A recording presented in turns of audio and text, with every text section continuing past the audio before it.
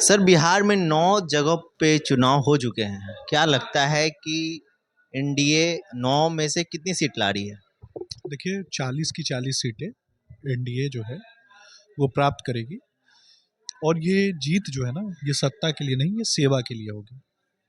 Sir आजकल बयान बहुत चल रहा है कि एनडीए वाले खूब प्रचार कर रहे हैं, मोदी जी को बुलाएं, अमित शाह को बुलाएं और किसी को भी बुला लें, 40 में से 40 सीट वो जीतने वाले नहीं हैं।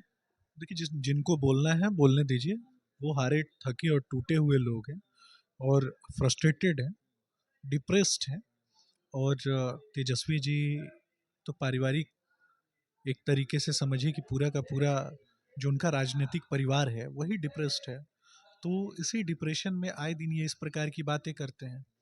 और इनका पोल पट्टी कोई खोल ना दे, इसीलिए सुबह सुबह उठते उठते सबसे पहले सनातन को गाली देने का काम करते हैं। उसके बाद हिंदुओं की जो धार्मिक आस्था है उसके ऊपर इनका जो पूरा जमात है वो मिलकर के हमला करता है। तो ये गैंग बना के, गिरोह बना के, झुंड बना के रहने वाले जो लोग हैं ना, ये कभी भी देश की जनता का मुकाबला नहीं कर सकते हैं। देश की जनता सजग है, सचेत है। और कहीं ना कहीं देश के संविधान के लिए, देश की मान्यताओं के लिए, सांस्कृतिक उत्थान के लिए पूरा देश जो है वो एकजुट होकर अपने बेटे नरेंद्र मोदी जी के साथ खड़ा है। बात और सर तेजस्वी यादव का कहना है कि जब जब ये हारते हैं तो धर्म को बीच में लाते हैं, दंगा फसाद कराना इनकी बीमारी है और ये लोग सनातनी है ही नहीं, हम लोग तो कृष्ण के वंशज हैं।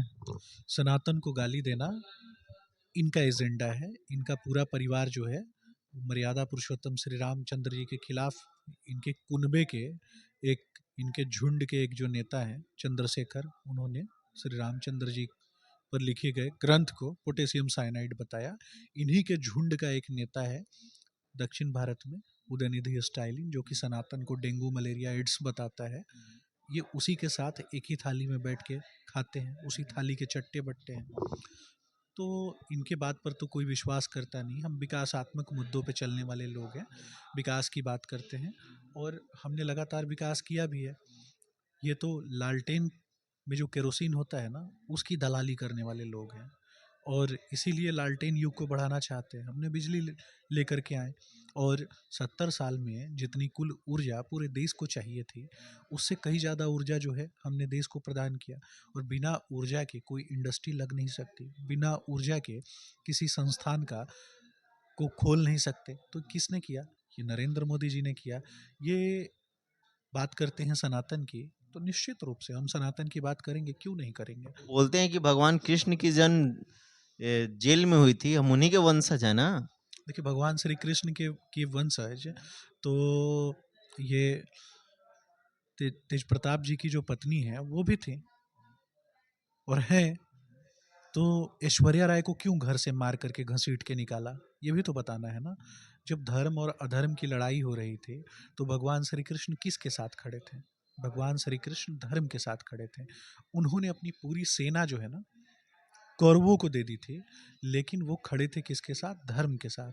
तो धर्म और अधर्म की लड़ाई में यादव कुल को पता है, यादव समाज के जो लोग हैं उनको पता है कि उनको किसके साथ खड़ा रहना है। वो नरेंद्र मोदी जी के साथ खड़े हैं। और अगर नहीं खड़े होते तो उत्तर प्रदेश जैसे राज्य में इतनी बड़ी बहुमत से जीत भारतीय जनता पार्टी कैसे प्राप्त करती, ये भी देखना है। यादव समाज बहुत अच्छे से जानता है कि उनके बच्चों को शिक्षा की ज़रूरत है, उनके बच्चों को सांस्कृतिक उत्थान की आवश्यकता है। उनके बच्चे जो हैं वो पढ़ लिख कर आईएएस आईपीएस ऑफिसर बने, ना कि लालू जी के अनपढ़ और गंवार पुत्र के पीछे पीछे घूमे। ये कोई नहीं चाहता। लालू जी ने कितने यादव परिवारों को आगे बढ़ाने का काम किया, ये भी तो जवाब देना पड़ेगा ना। कितने यादवों को नौकरी दिया, ये भी तो बताएं। मैं सिर्फ एक जाति की बात नहीं करता, मैं सबकी बात करता हूँ। आपने प्रश्न पूछा था यादव समाज पे, भगवान श्री कृष्ण पे, तो मैंने जवाब दिया। भगवान श्री कृष्ण और भगवान श्री राम दोनों ही एक दूसरे के पूरक हैं। और राम राज्य के उद्देश्य और संकल्प के साथ जब हम आगे बढ़ते हैं, श्री कृष्ण, भगवान श्री कृष्ण के उपदेश का जब हम पालन करते हैं, उसी गीता के संदेश को तो पूरी दुनिया में बांटने का काम किसने किया है? नरेंद्र मोदी जी ने किया है, सनातन ने किया है। उसी पूजा पद्धति, धर्म और त्योहारों को जो लोग खत्म कर देना चाहते हैं, उसका हिसाब होना चाहिए कि नहीं। हमारे धार्मिक आस्था पे जो लोग चोट पहुंचाते हैं, जब दुर्गा पूजा चल रही थी ये मांस मछली खा रहे थे, जब हमारे पर्व त्योहार मनाए जाते हैं तो ये कहीं ना कहीं सनातन को नीचा दिखाने वाली बातें करते हैं। उन्होंने कटाक्ष किया है कि मोदी जी हिंदू की बात करते हैं, जब उनकी माता जी देहांत हुई थी तो वो बाल कहाँ छिलवाए थे? देखिए, मैं सिर्फ एक बात पूछना चाहूँगा, लालू जी के परिवार में भी बहुत लोगों का देहांत हुआ होगा, जो उनके भाई वगैरह हैं, तब वो कहाँ माथा छिलवाएं, ये भी तो जवाब देना पड़ेगा ना उनको। लालू जी कभी भी ना अपने अंदर झांक करके नहीं देखते हैं, लेकिन ये दूसरे पे आरोप लगाते हैं, सनातन की जानकारी ये रखते हैं। कभी सोनिया गांधी को जाके क्यों नहीं समझाएं कि इटली वाला मंगलसूत्र पहन के घूमे जब वो राजीव गांधी जी जिंदा थी, तो अपनी भतीजी को क्यों नहीं समझाते हैं, ये प्रियंका गांधी जी को अगर बेटी की तरह मानते हैं तो जरा बताएं ना, प्रियंका गांधी जी मंगलसूत्र क्यों नहीं पहन के घूमती हैं, और प्रियंका गांधी मांग में सिंदूर क्यों नहीं लगाती हैं, ये भी तो जवाब दें। क्या वाड्रा के परिवार में नहीं चलता है क्या? जवाब तो देना चाहिए ना इनको। लेकिन ये हिंदुओं को गाली दिलवाने वाले लोग हैं, ये कार से उकू के ऊपर गोलियां चलवाने वाले लोग हैं। जब राम मंदिर बन रहा था तो उस राम मंदिर को रोकने में सबसे बड़ा विलेन कौन था? लालू जी। ये अपने करनी के कारण इनके जितने पुत्र हैं ना, ये उसी तरीके की सजा जो है इन लोगों को प्राप्त हो रही है। लेकिन एक बात मैं पूछना चाहूँगा आपके चैनल के माध्यम से, तेजस्वी जी ये क्यों नहीं बताते हैं कि तेज प्रताप जी के साथ उन्होंने क्या किया? तेज प्रताप जी को मंच से उतार दिया गया है और तेज प्रताप जी भटक रहे हैं, इनको जवाब देना चाहिए ना। आज तो लालू जी जिंदा हैं, राबड़ी देवी जी जिंदा हैं, तब ये हाल हो रहा है उनके बड़े बेटे के साथ। यहाँ तक कि सिंगापुर में रहने वाली एक ट्वीट करने वाली बेटी को ला करके टिकट दे दिया, लेकिन जो बेटा यहाँ राजनीति कर रहा है उसको हाशिए पर खड़ा कर दिया।